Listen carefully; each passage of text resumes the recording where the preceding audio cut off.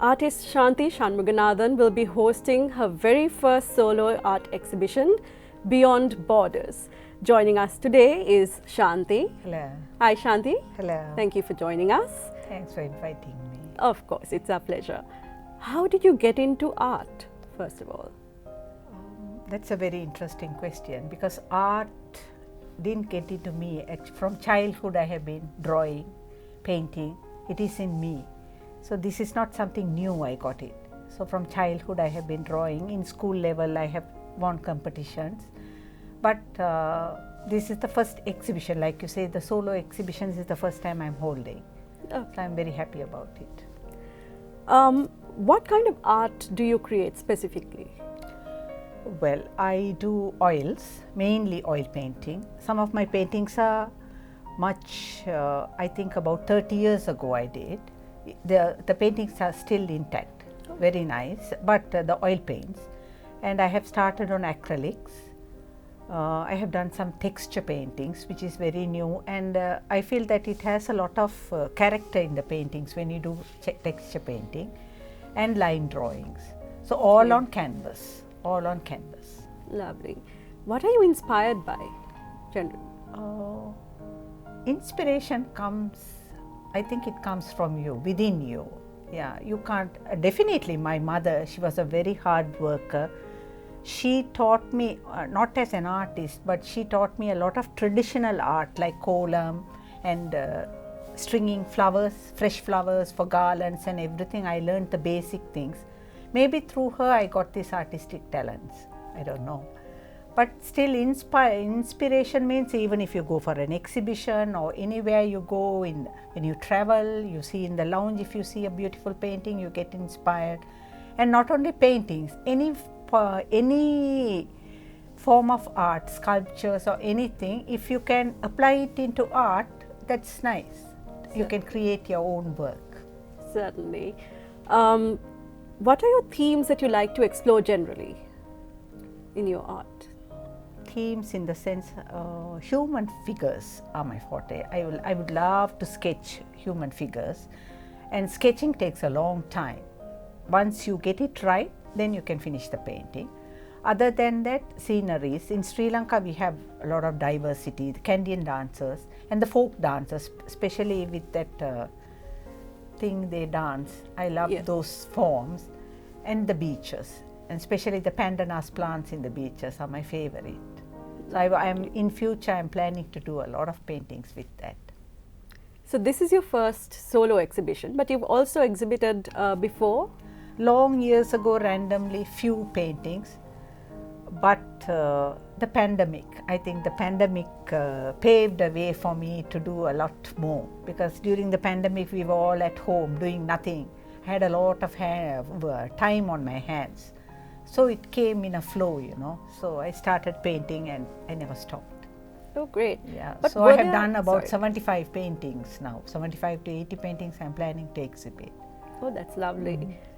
So were there times where you just felt uninspired, where you just weren't able to create anything? Sometimes when you are very busy with other work, you know, like other housework and, you know, the children. I have grandchildren. So those times you are very busy, preoccupied. So you can't concentrate. For painting, you have to be alone and, you know, you have to concentrate. Then you can apply more to your painting. Certainly.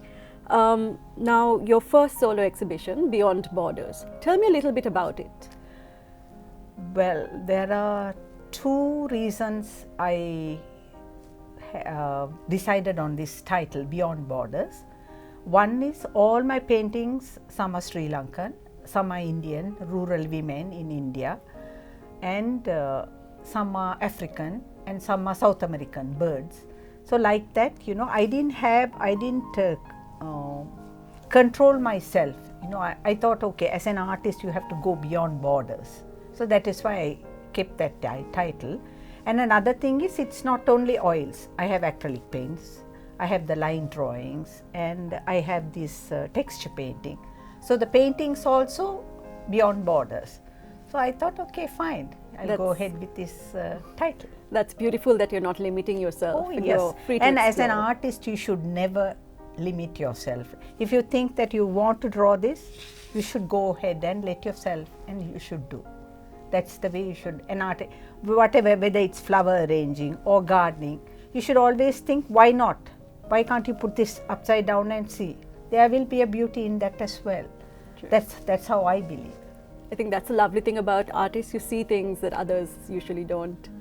No, I think everybody, all have art in them, you know, in their own way. So some people might not like my paintings. So we can't say that they are not artistic. So they are all artistic. Artists, they are everywhere. That's lovely. Now, your exhibition is supporting, the proceeds will go to charity. Can you tell us a little bit about who you're supporting? Well, there are two, the proceeds will go for two charities. One is the Rotary Foundation. I am not a Rotarian. My husband is a hardcore Rotarian. So he is like, when I started this project, he was very supportive. So I thought, okay, I should give back something. And he was very keen to give something for the Rotary Foundation, because Rotary Foundation, they do a lot in the rural areas in Sri Lanka. Sorry. The communities, like we live in Colombo, so we don't know what those people are undergoing. A lot of villages don't have sanitation facilities. They don't have running water facilities. We in Colombo, we take everything for granted. So when they do these community projects, you know, they benefit a lot through Rotary Foundation. So part of my proceeds will go to the Rotary Foundation. That's wonderful. And the second thing is my school. At this point, I have to talk about my school. You know, I come from Kandy. I grew up in Kandy. I studied at Mowbray College, Kandy. It's a small school up there. And about 40 years ago this is, when I studied, we had art, pottery, agriculture, handwork, needlework, like so many subjects simultaneously with the school curriculum, like maths, English, social studies, geography, history. Along with that, all these subjects were compulsory.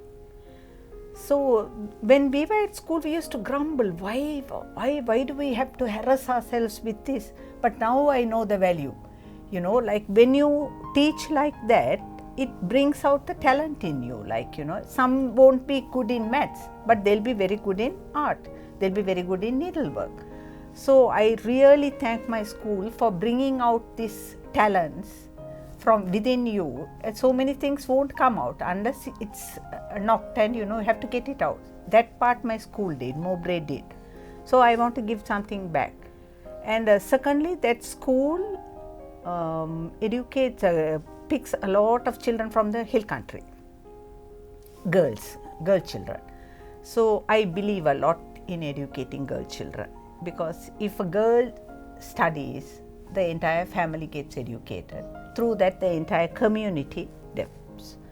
So this is a very important project for me, for school. Wonderful. It's amazing that you are supporting and giving back, and what you said is very important about girl children being educated. Yes, very important. And especially the hill country community, they are so backward and very sad. So at least a little bit, you know, in a small way I try to do. Maybe not in a big way, but I'm very happy that at least in a small way I'm doing this. I got a chance to do this. Okay, so thank you so much for joining us. So do not miss out Beyond Borders. Support Shanthi Shanmuganathan in her ventures. You will be supporting some amazing causes. The exhibition Beyond Borders will be held at the Lionel Wendt Art Gallery on the 21st and 22nd of January this year. So please support, and we'll see you there. Thank you.